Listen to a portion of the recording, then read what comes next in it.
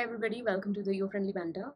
In this video, I'm going to talk about soul fragmentation, how negative energies make home in one's aura, in one's energy, and how it affects the physical life, like the reality that we see in front of ourselves, and how we can use symbols or channel personal symbols to heal ourselves, right? So first things first, we will talk about soul fragmentation. When a person is very sad, anxious, stressed, fearful at all times, they start losing parts of their energy. These parts, they start leaving their aura, their body, and it doesn't just mean this life. Sometimes there are parts of our soul which are left behind in past lives, in parallel realities where something sad happened, or maybe a timeline which is not too good, let's say, but something bad happened in that particular timeline. A person who is oblivious to all this, who does not know all this, keeps on suffering because of lost parts of themselves. Let's say there's this person, okay, and they had a breakup. Let's say their name is A, okay, and it was a very serious breakup, not just like that, but a very very serious one. Maybe they were way too much in love, right, and they were very very hurt when this happened. So what happens is that they might have a place, maybe their room, a particular room in their house, where they go and they cry a lot, where they think about this problem a lot, and they might even feel a lot of anxiety and even suicidal. You never know. There are thousands of reasons people can be sad, and I send love and best wishes, prayers for healing for all of them. But let's come back to this, okay? So whatever the reason may be, so this person A is very very sad, right? What will happen is they will start losing parts of their energy, like these parts, like they leave their aura. Now when these parts will leave them, something has to come back to fill this energy up. And if this person is not working consciously on healing themselves, let's say, or being happy, or um, changing their environment, right, then negative energies which already surround them, we talked about tulpa in the previous video, they'll start filling this energy up. They'll fill their aura up, and what will happen is they'll start percolating into different layers of their energy and eventually into their body, right? This is how the chakras will also get affected, and the chakra that gets affected the maximum and the most is solar plexus, right? Because that is the seat of your soul. That is where your soul resides, your confidence, your sense of self is, okay? So what happens is that since there are so many negative energies which have made home in your energy, right, they come in body as disease. They start affecting someone's wealth, right, relationships, their nature, irritability, and all of that. They cannot get over the past because these energies do not want to leave.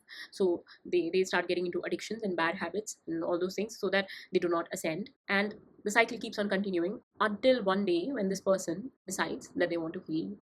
Before healing process begins, this purging has to happen. Everything that is deep within you, all the sadness and all this negativity, it has to go out, and will sometimes not be easy, but with constant practice everybody can heal themselves. So a couple of things which are very common, which people use also, are frequencies. Let's say you go to a temple and there's this bell, it is leaving a frequency all the time. Like whenever it is struck, there's a frequency that comes out and it clears you. Similarly, there are many frequencies, different for different chakras, different for different purposes. If you want harmony in your relationships, or if you're in a twin flame relationship but the union is for some reason not happening, then maybe 639 hertz. And then there are others as well, like there's sun's frequency, there's earth's frequency. There are so many frequencies, right? And you can always listen to them and align your energy to them. So you'll have to look what problem you have. Let's say if you have a lot of fears, then you'll have to check the frequency related to root chakra, okay, and take a sound bath. Meditative mind or channels like that can be very helpful. If let's say you are facing problems related to sexuality or emotions or your creativity, you're facing writer's block, then sacral.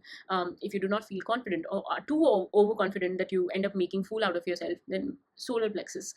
If your heart is not open, or if you have a lot of sadness or grief, then heart chakra, things like that. So you listen to these frequencies. And other than this, there's shamanic drumming, and those drums also help you in achieving alternative states, okay? So frequencies help. You might have seen also on maybe on YouTube or TikTok, there are these metal plates, and someone puts salt on them, then they play this frequency and the salt keeps on moving.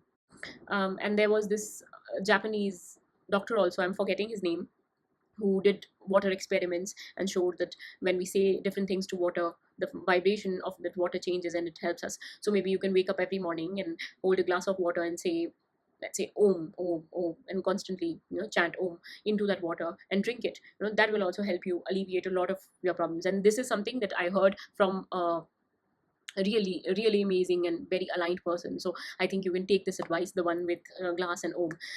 And then other than this, when you keep all of this aside, when you keep frequencies and all of these aside, let's come to yantras and sigils.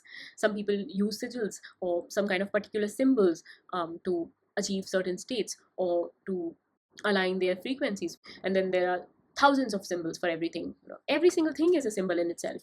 I mean, you can look at this bracelet and you can think of different things based on your own experiences, right? This bracelet might mean different things to different people, including me. So it becomes a symbol when you put your thinking into something, which in itself is meaningless. Then it becomes a symbol. Okay. And this is how yantras work. When our ancestors were drawing their hands or animals or whatnot on caves, many like millions of years ago, those things were symbolic. At that time, languages did not exist, but symbols everybody understood, right? Because they were universal, right? This is why Jung also talks about archetypes. When there's conscious mind, right, where what you have in front of you is the only thing that you know about. And then there's your subconscious, in which there are things that you don't know about, but you can excavate, like when you meditate or when you try to journal, when you dream, when you do the dream work and try to understand your dreams, you can get all that material out. Then there's collective unconscious, the people you live with, and then it goes to your city, your country, what those people have in their subconscious mind, what kind of mythology a place has, what kind of culture that place has, and then they keep on forming and shaping the psyche, which then makes this collective unconscious and also is a part of your subconscious or unconscious as well, which then slowly becomes conscious, right? And if you're not aware, then it will keep on ruling your life and you will keep on making these decisions in your life based on that. Let's say you have very strict gender biases, right? And you get married to someone who does not believe in them. Okay, you are bound to have friction, you're bound to fight, but you have to see where are those biases coming from. Where did you learn to believe that men have to do this or women have to do this, or partners have to be like this in a marriage or a relationship? And when you see that, it might be informed either through your family, your friends circle, we talked about this in a previous video, or through your country, where you live, or in the world in general, right? But most importantly, your state, your culture, and your country. In India, culture changes like every couple of kilometers, so you can imagine the kind of density that might be in the psyche. If you've listened to me up till here, then here is something that I can recommend, and you can try. So first things first, when it comes to soul fragmentation and not understanding yourself, all of that, um, and wanting to change your reality, by the way, all of that can be corrected once you start working on your solar plexus, your sense of self, right? Your self beliefs, self concepts, what you think about yourself and other people. Why do you see the world the way you see, right? We talked about all this. I'm not going to talk about it again. Now, what you can do is you can maybe pick a pain point.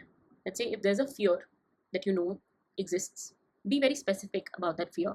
Let's say this fear is you are scared of your boss or father or whatever, and you want to heal it, okay, or authority figures, okay, and you want to heal it.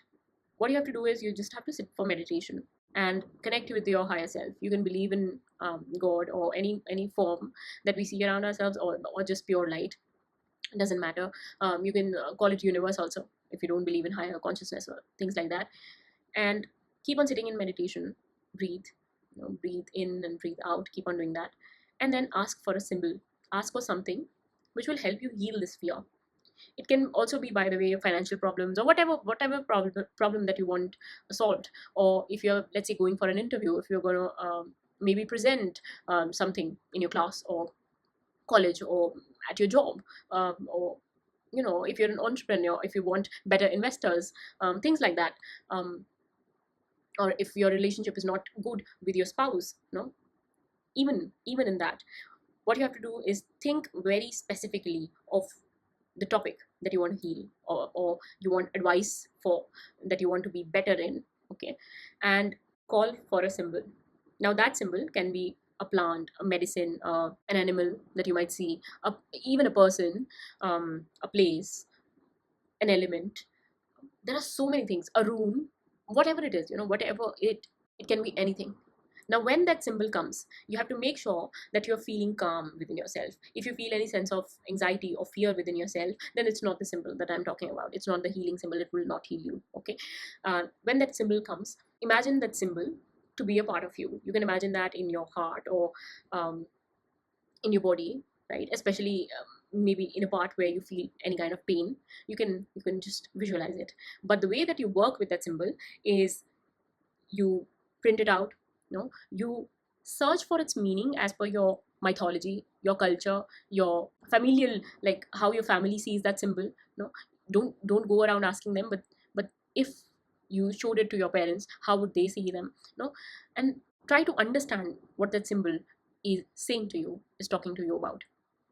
Okay, if there are certain things that you keep on repeatedly seeing in your dreams, you can use them as well. You can start studying them. Why exactly are they appearing? And then you can work with them. You can see what their message is. When I say plant and animal medicine, I mean animal spirit and plant spirit medicine. Okay. You can align with those frequencies. For example, when you talk about a bear, you might talk about hibernation, or maybe strength, right? Cycles.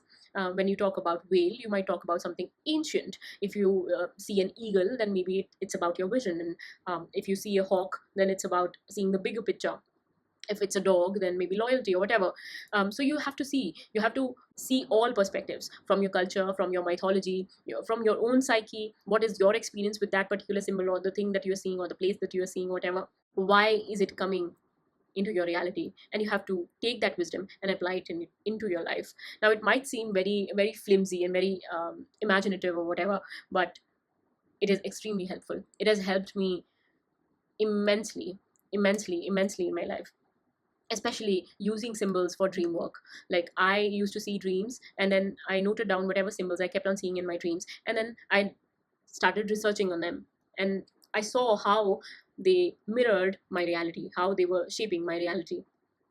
Okay, what they meant. For example, if you've seen the previous video, I used that symbol of a yoke to explain the message, right? It was nowhere written on the guidebook. It was not even on the card, because that is how I resonate with things, and that is how you also become intuitive.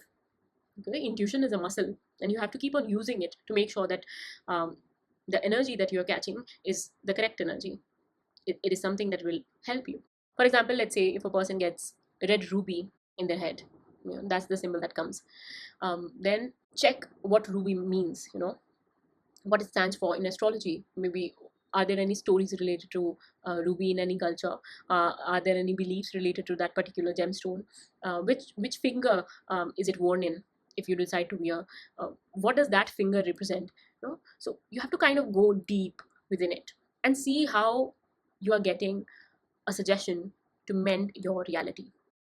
Let your intuition throw that thing at you. Okay, and if you're not able to get anything like this, then track your dreams. Keep a journal next to you when you sleep, and then track your dreams. Then see which symbol, which thing, which person, whatever, keeps on repeating themselves in your dreams. you know Keeps on happening over and over again. Is there a particular circumstance or a situation that keeps on repeating in your dream? Do you keep on losing your teeth in your dream? Or do you keep on failing an exam in the dream? Or is there a person that you're not even connected to, but they keep on popping up in your dream? Something like that. So you have to see what keeps on happening, and then try to decode it. Because in your dream, every single thing is you. Okay, everything is a reflection of you. Different parts of your psyche, which are trying to uh, talk to you in different forms, in easier forms that you can understand and make sense of. Okay, I think that is the simplest way that I can put it. But let's not confuse you. No, so whenever this symbol comes, whenever this thing comes, we are going to ask for healing symbol. Okay, dream work is a different thing. Let's just keep it aside for a while. When this healing symbol comes, let's say it's a selenite. Okay, you get selenite crystal as a healing symbol. Print its picture, draw it. Imagine it in your body. In your heart chakra. Imagine it radiating that light. Paste a picture on your wall. Have the wallpaper on. Okay, and every day for 5 to 10 minutes, try to engage with it. Try to just sit and connect with its energy. Okay, when you see it, just visualize it or imagine that thing or whatever is seeing you as well, that you are also in its view. Okay, because everything is energy, by the way. The non-human things do not need to have eyes just to be on your vibration level. And there are so many things that you can use this method for, and it will be extremely helpful. If you're afraid about something, if you want to go and say I love you to your girl or boy or whatever, then maybe sit and see what comes up. Maybe there will be an animal that comes up. You have to take their wisdom and then apply it in your life. And the thing is that you have to keep on reminding yourself of the symbol, and try to work with it for at least a week. Okay, at least a week, and you'll start noticing difference in your energy. And it's not just me who is saying this. Okay, just to make very sure, like, it's not just me. There are thousands of people who have been practicing it since thousands of years. In India, there are, in Hinduism especially, there, and also in Buddhism, there are mandalas, there are yantras, right, which are, we click their photographs, and then we paste them on the wall, or we put them in a water bottle. We paste them around the water bottle so that water gets that energy. A lot of these things, all of these things, they have a vibration, and we can always use them to heal ourselves. Okay, I personally do not make sigils, but if you want, then maybe you can check out how to make sigils and make a personal sigil for yourself as well. Or if a rune comes up, so different things will come up for different people, and but you have to work with it. You have to see what it means, and why it has arisen at this time. And then, trust me when I say this, universe will make sure that it explains you why it has sent you the symbol, why the symbol has come up in your psyche, and why it needs integration. Because this symbol will help you become whole. It will help you in getting those parts of yourself back, in working with your shadow, right? It'll tell you something about your patterns. It'll just do it. Okay, but the thing is that you'll have to practice it. You'll have to try it, and only then can you know what I'm talking about. I hope this helps. Thank you.